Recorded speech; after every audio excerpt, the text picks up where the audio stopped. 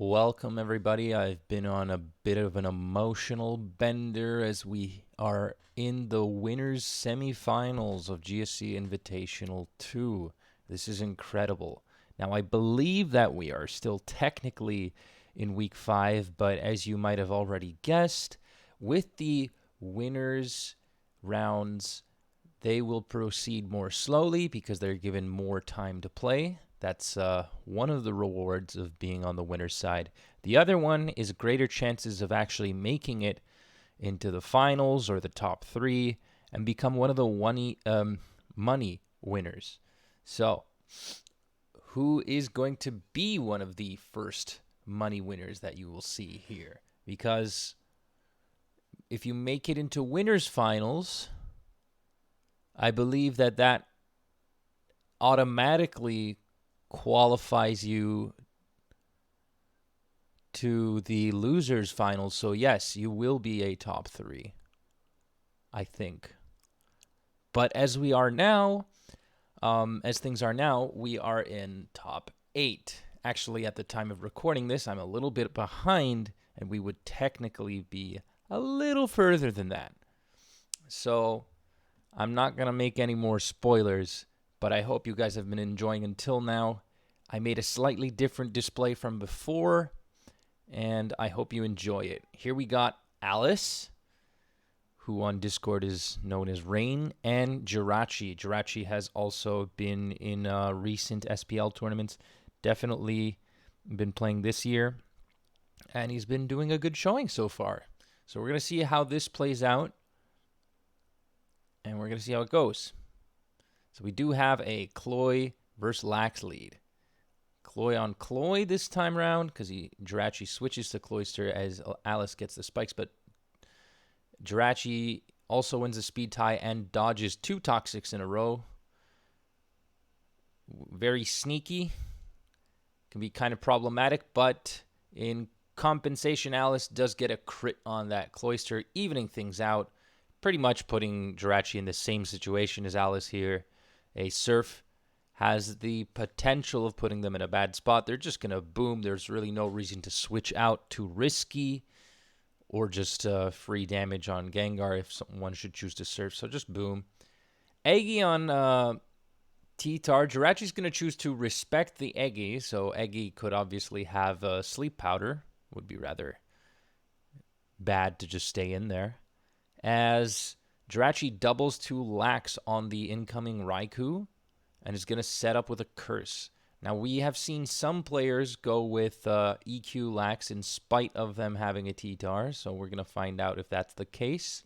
No, it would appear that Jirachee has a Mono Lax. He just is going to go for the damage, and still, despite Golem being a perfectly good normal resist, took more than half of its HP away. So in comes the Burial Mounds, the T-Tar.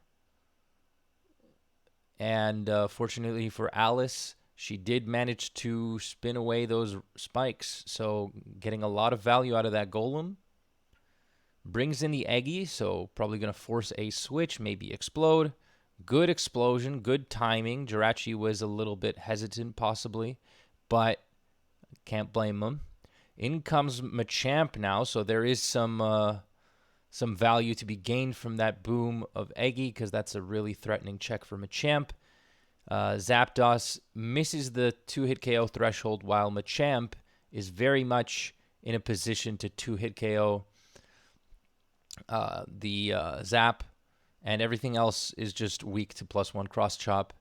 But Golem is faster, so Jirachee doesn't want to lose it to Boom. That's his win con, and Zapdos is going to para the Raikou. That's really helpful. T-Tar may come in here, maybe EQ. I definitely don't think Alice would, unless she's going to play out of her mind and go to Zap and try and dodge something. No, she's going to get a critting power, let's call it that, for lack of a better term. Jeez, that came in really clutch. Zapdos is now in a much better spot without the +1 on the Machamp. It's pretty much free to go for Thunder, even at Hidden Power if it wants. Gets a para on what we know not to be Rest Talk Zap. So that's going to stay. That's going to stick. And Raiku's going to come back in. Could be Roar. We're going to see right now. There's a good Thunder and another Para. Now the Raikou outspeeds the Machamp, and gone is the second win condition. Rather unfortunate for Jirachee this game one, but we do see Zapdos, so it's, Alakazam, so it's not completely over here. Unfortunate encore on what was obviously a last mon lax, but, oof, okay, that looks like game. There was a really good chance that this Zam could have, I keep saying Zapdos, Zam could have actually swept these other 3 Mons if it hadn't been for the lax. But that's why we see Machamp, we see T-Tar. Matter of fact, this makes me think of a friend of mine who brought a team like this. T-Tar, the dark type, Machamp, the fighting type, and the psychic type in Alakazam. They have good synergy. T-Tar and Zam kind of reminds you of black and white overused, but we're in GSC here. Now we're going to switch sides once again, and things played off quite well for Alice that game one. Hopefully for Jirachee, there's going to be more leeway. There were a few unfortunate scenarios. The Exeggutor lead this time around. Gonna go for Sleep Powder, interestingly enough. Follow-up Boom, because of course, this time Alice is gonna dodge a Toxic. Is that necessary? We already saw the RNG play in the favor somewhat. But still, both players putting a strong show, giving a strong showing of their capabilities here, valuing the spike. Some of them value to bring golems so as to, you know, when they get rid of the Cloyster, there's going to be something to spin away.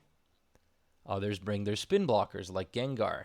This one in particular has Thief and Hypnosis, and is in range of another hit, but is going to put that T-Dar to sleep. Let's see if Alice makes the power move. Nope. I was hoping for a psychological pursuit there, which is simply the act of clicking pursuit while the opponent switches out and your T-Tar is asleep. And the message pops up anyways that Gengar is about to withdraw. And that's the moment where they start to have a heart attack because they think, oh shit, he can actually wake up. And then, you know, it either does or doesn't. But it puts that mental damage. It's extremely, extremely valuable. Anyways, back to us. Alice preferred to go to Lax on... well, probably just trying to take hits from Gengar better, but it turned out to be a good play because Vaporeon comes in.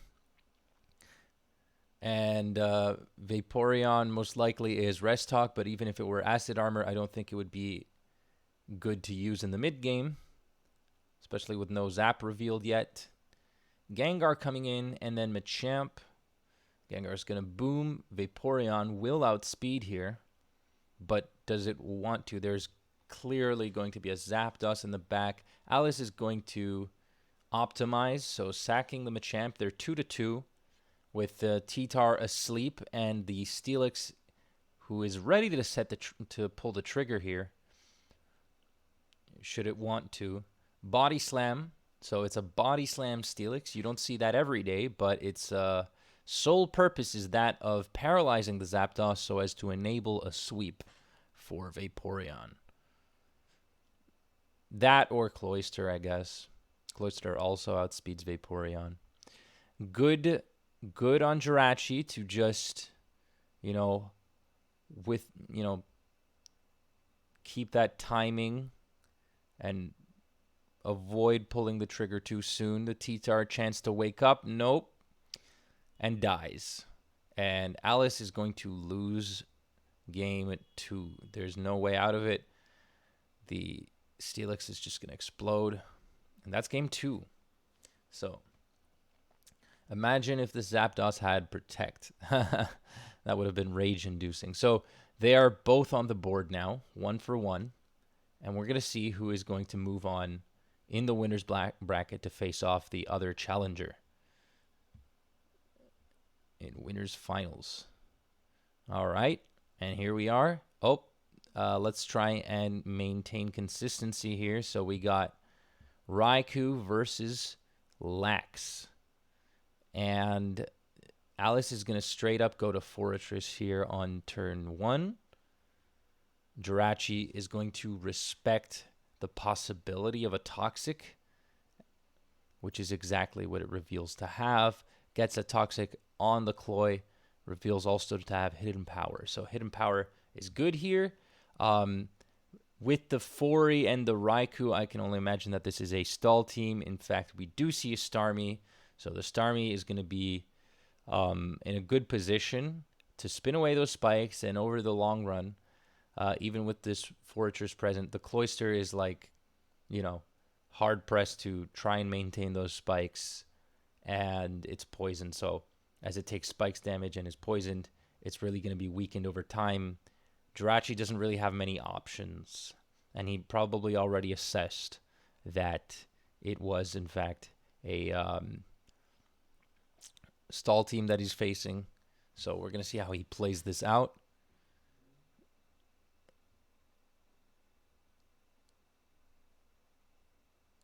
And onto the turn, and boom. Oh my. Okay. So that is something. That's crazy. Boom on the Starmie as it comes in. Basically getting rid of one of the most trickiest mons on a stall team to get rid of in the early game. So Starmie, that can really enable him a champ sweep. We do see Executor, who is equally threatening, really strong. And Jirachee is going to switch out, so has a Golem. May have to respect the possibility of Surf. Jirachee does just that. He's going to go to Lax here. And Alice may be free to spin. Going to go for a Toxic instead. Has 3 moves, so it either has Boom or Spin. Okay, this is really risky, because if that Raikou were parried, it would have been in range of a Thunder and would have died, certainly. And we're going to see if it's Sleep Talk or not, as Jirachee manages to spin away the spikes, but they may come right back. Fori Toxics the Golem. All right. And a Skarm.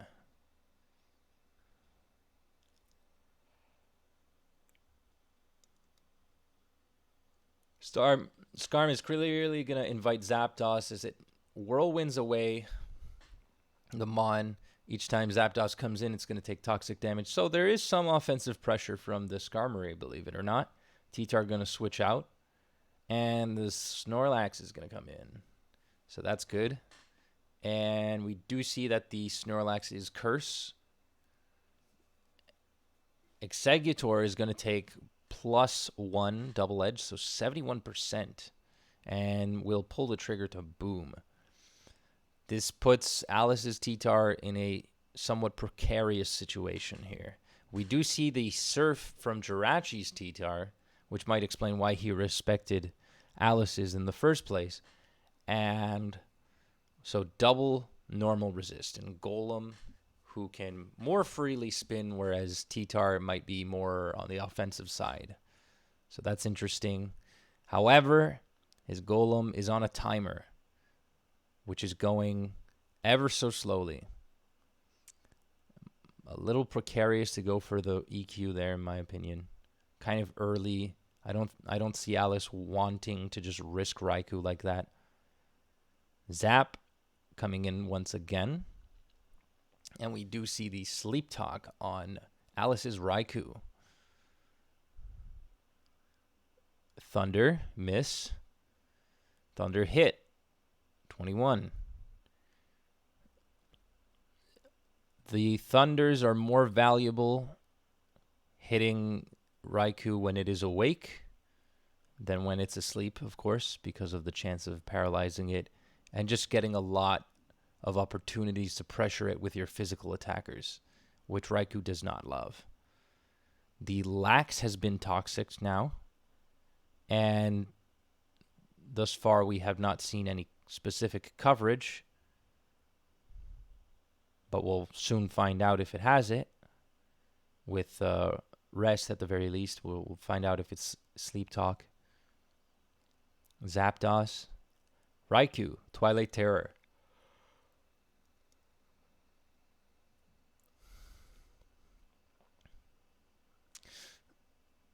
So Alice is successfully managing to maintain this advantage if she can go on longer. Unfortunate Thunder Miss there, because there was always that chance of paralyzing the Raikou and just getting rid of it. The rest of the team, as you see, is very susceptible to electrics. So yeah. But Alice is maintaining a number advantage and does manage to get those spikes back up, putting just the slightest amount of pressure. The Lax does reveal to be Curse Talk. And Skarmory is going to stay in, possibly Whirlwind it out. Raikou, range, miss again. So we do see a bit of a twist on this stall team. Fori and Starmie, but only one spinner. So the spikes are going to be extremely helpful for Jirachee to carry out the game plan that he might need. He has a Sleep Talker in Zapdos as well as Snorlax. So, and manages to spin away the spikes for good. So there is a big advantage on that end. However, the Golem is on a timer. That doesn't change the fact that it's a boom. So there's still, the chance to just deal some nice damage there. Zapdos.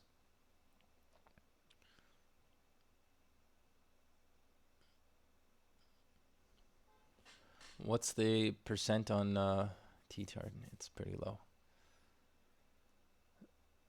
Alice is going to come in with her own Lax, and this Golem is in range. Gets taken out before it can set off a boom. And now a crit Rock Slide. That's definitely what Jirachee wants to see. Unfortunately, the Lax gets Sleep Talk Rest. 51%, that's a lot.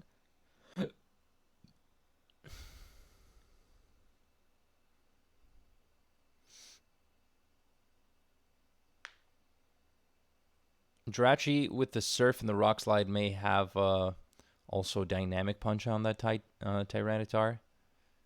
Usually you want something more like a mixed attacker just to cause havoc. And there isn't really a way to hurt this Skarmory, though. He doesn't seem to have a way besides Zapdos to break through it.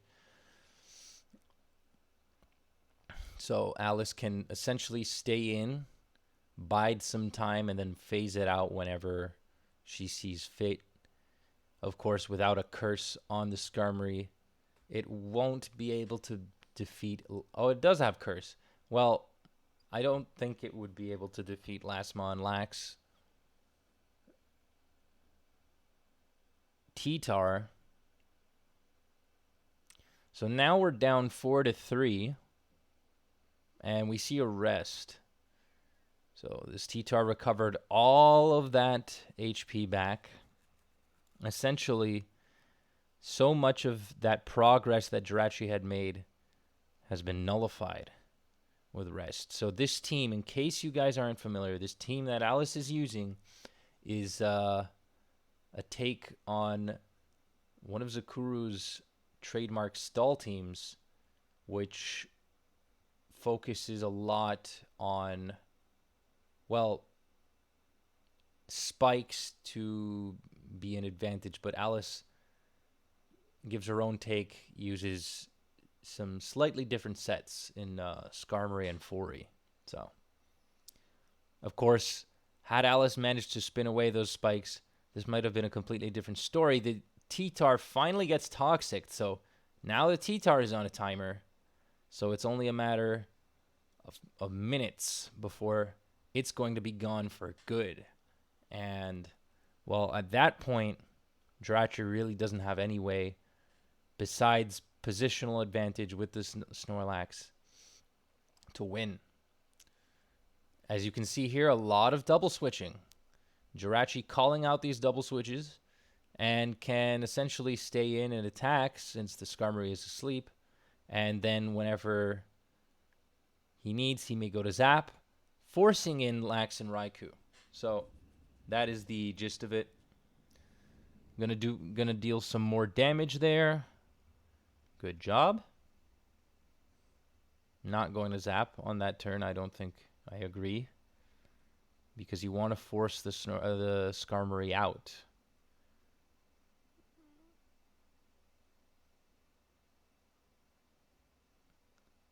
Like, even a crit is not super detrimental. And you need an insane amount of luck for it. Turn 96. And as you can see, this is one of those situations where it's very, very hard to break. But even a Thunder could put this Raikou in a really bad spot. Of course, you know, Thunder has to hit. Lax.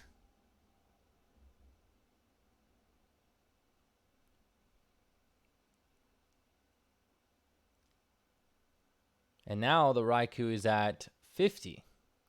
22. All right. And even if it rests, that just means Lax can come back in. Even the T-Tar is weakened.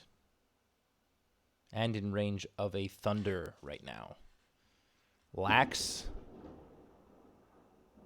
Speaking of which, I wonder if the microphone picked that up. That was a huge thunder I heard just outside right now. At first, I thought it was an explosion. Jeez. Couldn't have asked for a better timing. I don't think it picked it up, though. I don't think the mic picked it up. We do see some more switching. The Lax on Jirachee's end is paralyzed, and as we already know, the T-Tar on his team is parried. But as long as he keeps doing this, he can technically keep going for a long time. If the spikes were not on Alice's side of the field, well, I would have already called a victory. Like, at this, there's not much else Jirachee can do. He can find an opportunity, maybe hacks. Has he been hiding a special move with which to hit Skarmory like Fire Blast? Nope. It would appear not that way, so.